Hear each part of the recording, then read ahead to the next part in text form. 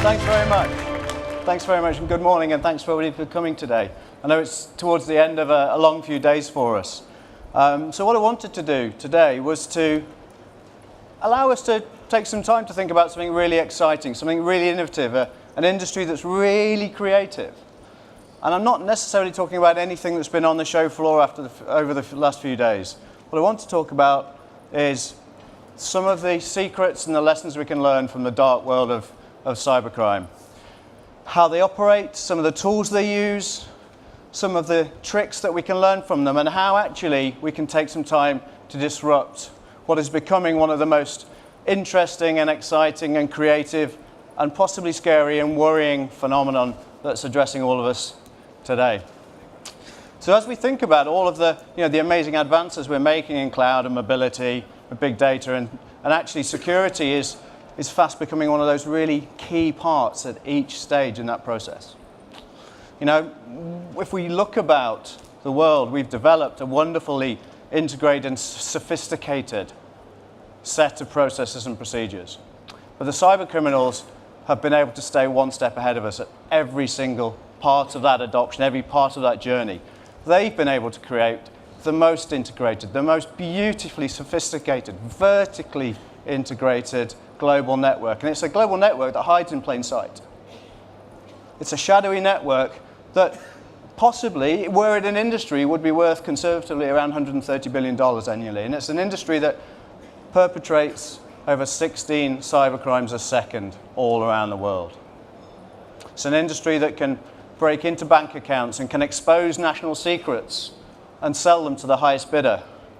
But the question that remains, I think, for all of us is, well, actually, how hard is it to steal $60 million? To do that, to answer that question, I'd like to go back a little bit to 1963. Summer of 1963, I don't think that many of us were sitting around thinking about how to steal $60 million. But there was a group of 17 criminals who decided they were going to steal $60 million, or in those days, £2.6 million from the travelling postal train. It left Glasgow in the UK, Glasgow Central Station, at about, I think it was 6:40, and was travelling down to London.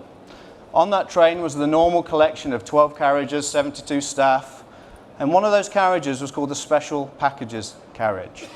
Now, as the name suggests, they had special packages. In those packages, they were carrying a lot of the money in the banknotes and items of value coming down from Scotland to London. It was a special weekend as well. It was a holiday weekend, so instead of the normal £300,000 or £400,000 worth of stuff in that special packages carriage, it was actually 3-4 times that amount, so nearly £3 million worth. And the criminals stopped the train in the middle of the night. They knew exactly where the train was going. They knew exactly which of the 12 carriages was the special packages carriage. They knew exactly how much money was on it. They had some guys on the inside. Of those 17-strong gang, they were able to pinpoint when and where that was happening, when and where the train would be. So they cut the phone lines around the area and they stopped the train. They didn't stop it by putting a tree across the road. They didn't stop the train by holding up. They cut the wires on the stop sign. They rewired it with a battery so the red light went on. The train glid to a halt. They jumped in, went to the carriage, sort of tied up the guys in there and started passing out bundles of cash, each package down the hill into the vans, and then they drove off. The meticulous planning and the research that went into that allowed them to get away, drive off to a farmhouse where they laid low whilst a national manhunt occurred. They were sitting there and they were wondering, they were listening to the police radios and they were thinking about how they could spend the time. So they played Monopoly with real money. I think that's quite cool, actually. Sitting there, we've got millions and millions of pounds, what should we do? Let's play Monopoly with real money. I'll buy Park Lane or Mayfair. What happened then, I think, is a lesson for all of us who want to be criminals and want to steal millions and millions and millions of pounds or dollars, is you have to get away afterwards. It's not enough to break in. It's not enough to steal the money. You've got away, you've got to cover your tracks. These guys, they went to the ends of the earth. They went to Mexico, they went to Brazil, they went to Paris, they changed their faces, they changed their names. And actually, most of them were put in prison. Most of them served 25 to 30 years. Most of them died notorious but old criminals. Nowadays, what we're able to do using modern techniques and an evolved type of crime is to get in and get out fast. It's a faceless crime. Stealth and speed are the weapons of the cybercriminal. We don't have to rely on sitting in a farmhouse and waiting for the police noise to die down. We don't have to try and evade a national manhunt. We're able to do this in seconds and milliseconds around the world at the click of a button. One of the things we're seeing, however, is that physical crime and cybercrime are coming together. Cybercriminals are naturally a little bit nervous about physical danger. They don't like the idea. However, there are still criminals in the world who are quite comfortable with physical danger and high risk. What we see are those things coming together. There's been an amazing integration between traditional and cybercriminals. Only recently, the city of Antwerp in Belgium, the container port was attacked and taken over. Shipments and containers were rerouted, disappeared off manifests, and drug cartels were able to send drugs straight through. They'd send their driver, who knew exactly where the container was, he'd pick it up and drive off. Unfortunately, they were able to buy these services, as the head of Europol talks about, in a service-orientated industry. They bought these hacking services online. And one of these shipments, when the police actually intercepted it, contained a ton of cocaine with a street value of about $214 million. So just think, when the combination of physical drugs cartels and cyber criminal cartels come together, the power that they can influence around the world is phenomenal. And as we adopt online services, as we start to wear more and more devices, as we engage in cloud and mobility, so are the cyber criminals. The number of people in the world is set to rise by small increments to about 8 billion. The number of people online is set to rise and almost double by 2020. In that same period, we estimate there's going to be nearly 1 million new hackers. That's phenomenal for me. If there were 1 million individuals trying to attack our networks over the next few years, I'd be really worried. But unfortunately, they're not operating as individuals. They're sharing information. They're buying and selling tools and kits. They're working together. They're renting out the things that they've developed. Actually, if I rent a piece of SaaS malware, I get bundled with it free online tech support. I get some amazing dashboards to show me the performance of my malware. I can see exactly what's happening. And then when I'm finished with it, I stop paying for it. It's a volume, it's a liquid industry. And actually, in this shadowy world, and we're painting a relatively dark picture, is anywhere really safe? I mean, if we're wearing and accessing technology every second of the day, is anywhere safe? Is any time safe? And we were talking about this, and I said, well, surely we must be safe. There must be some parts of the world where we're safe, maybe under a mountain or in a government bunker, or maybe in space. And the guys in the research team said, no, Andrzej, you're not safe in space. I said, what on earth do you mean? They said, the International Space Station, 370 miles orbiting the Earth, was completely and almost completely compromised using algorithms from a stolen laptop. They found malware on all the computer systems that apparently were carried up there with an infected USB stick by a Russian cosmonaut. NASA, who, I think we could argue does some amazing things, at some point over the past couple of years, attackers had, and I think the quote is, full functional control over their networks. Now, we might think of NASA as a special case, and you'd assume that their tools and their security controls are the best in the world. If you can put a man on the moon, you can protect it from malware and Trojans and viruses. But actually, like many enterprises, they have multiple operation centers. They rely on processors that are 10, 15, 20 years out of date. They rely on people. And they try and deliver these things at scale. A product launch for NASA is not necessarily different from a product launch for any of your enterprises. And they do rely on people, and people is an interesting part of the equation. And actually, it's a real shame for our industry that there is no real patch for people. We can't chip everybody in the room and make them follow process. People are creative, people are exciting, people do wonderful things. They live their lives online though, however. They work, they play, they love, and they learn online. We operate in that kind of way, but relying on these tools, relying on social media, relying on smartphones, relying on mobile applications, we open ourselves up. We almost give away our privacy.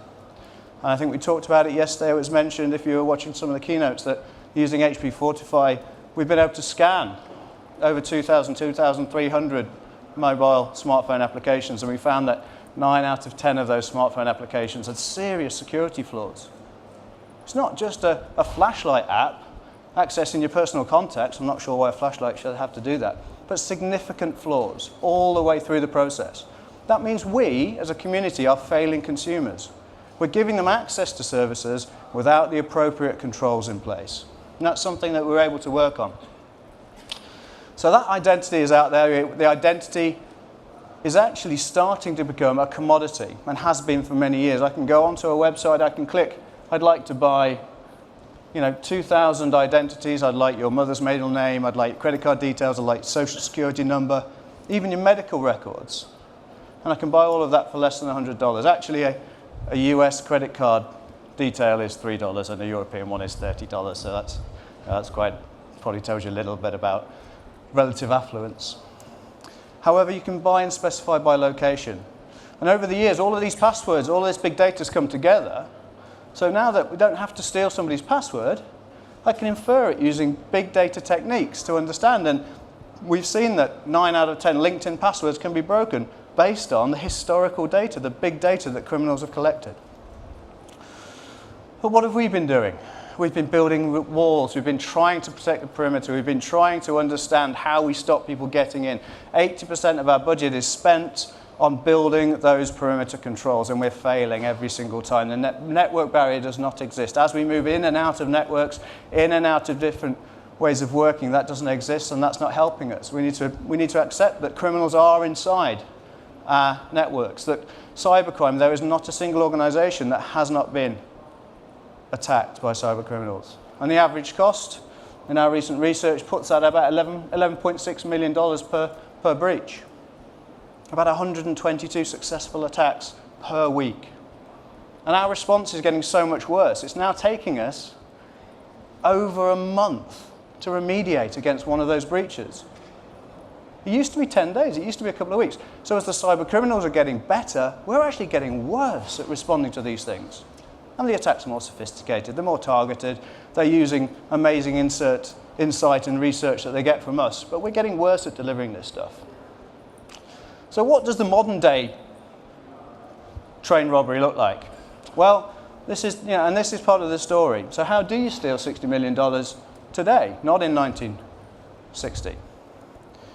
You'd go to a bank. That's where the money's still held in banks. And actually, in this case, a gang broke into a couple of banks in the Far East, in the Middle East.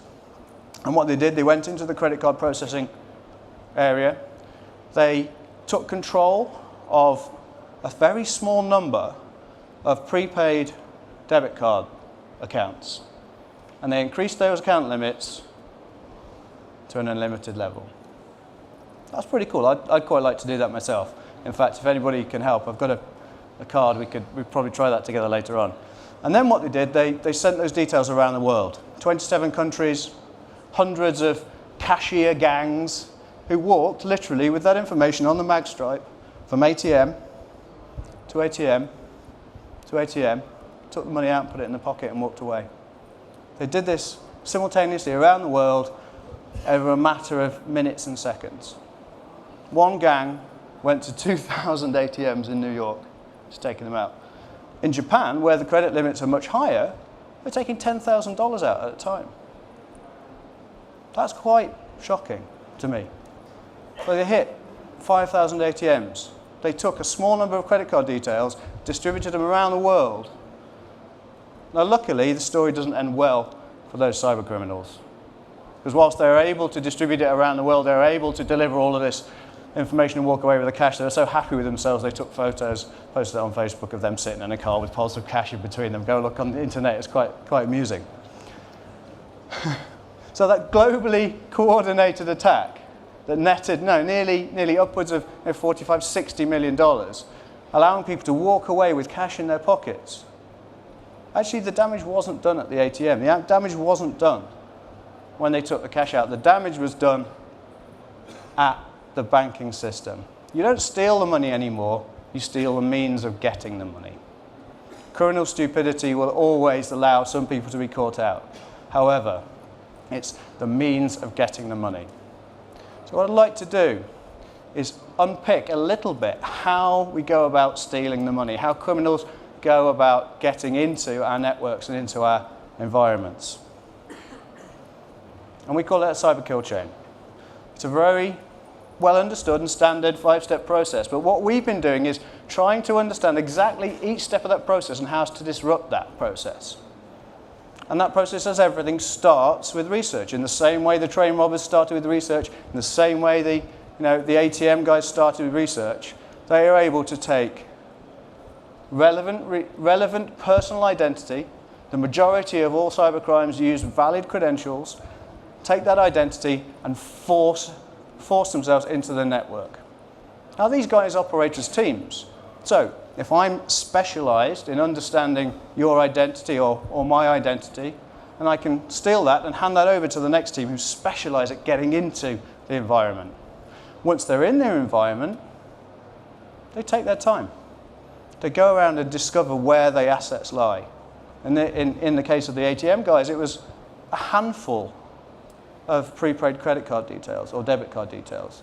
But it may be key research information. It may be the names and addresses of certain valid customers. And then they target the applications. They understand them and they break into them and they explode out exactly what's happening.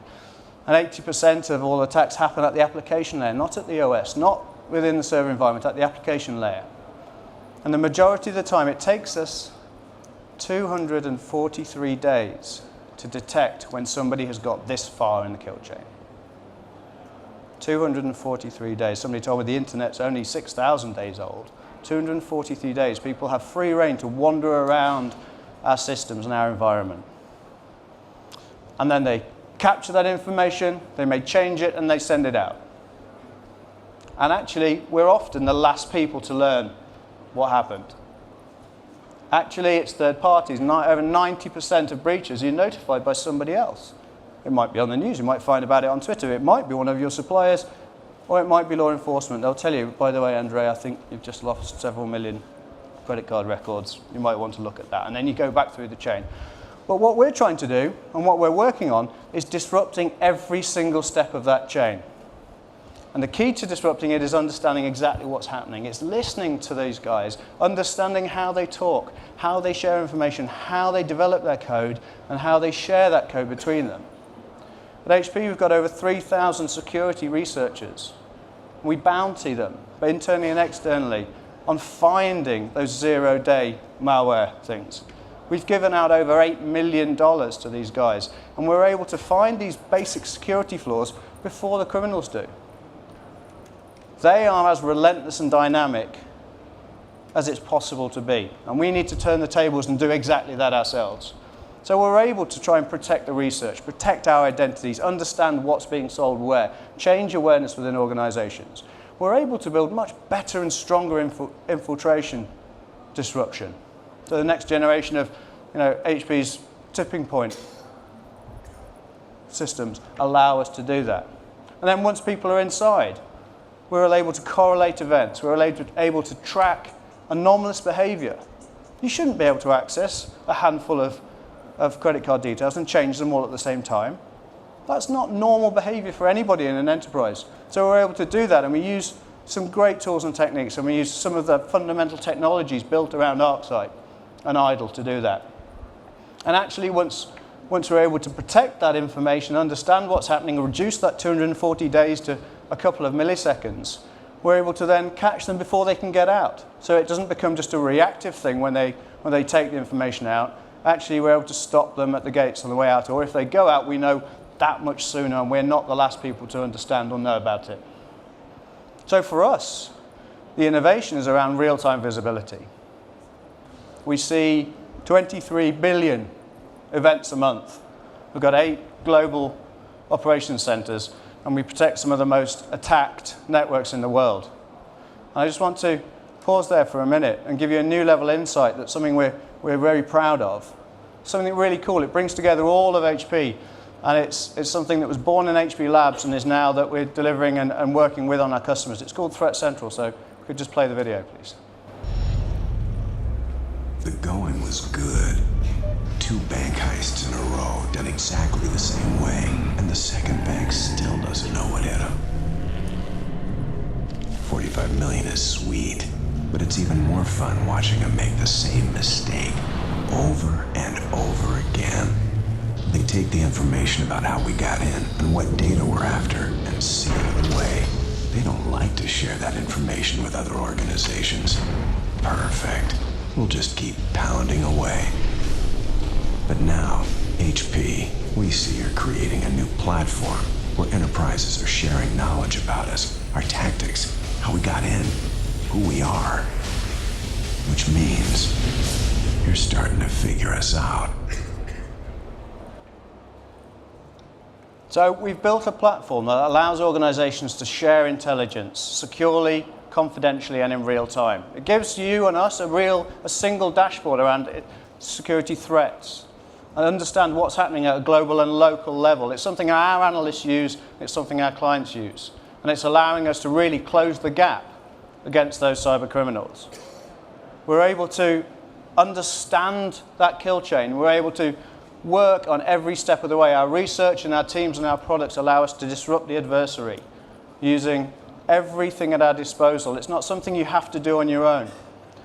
There are 5,000 security consultants worldwide work in teams to help you improve your posture, improve your maturity, to stop people getting in, doing damage and getting out, to manage the risks of cloud and mobile, and actually to extend your capability. So those global operating centers, the managed services that we offer, the security managed services, every second of the day give you that advanced warning. So the message is, yes, it's a very scary world. Yes, there are some amazingly creative cyber criminals out there, but you don't have to do it alone. We've been working on this stuff for a long, long time. We understand how to help you be much more safe, how to secure and enable you. And I think the message to the hackers is, as the video said, we're starting to figure out. We've aligned the resources, we're integrating our controls. We are protecting and enabling customers, partners, employees, and citizens. And actually, it has never been harder to steal $60 million in 60 seconds. Thank you very much. Cheers.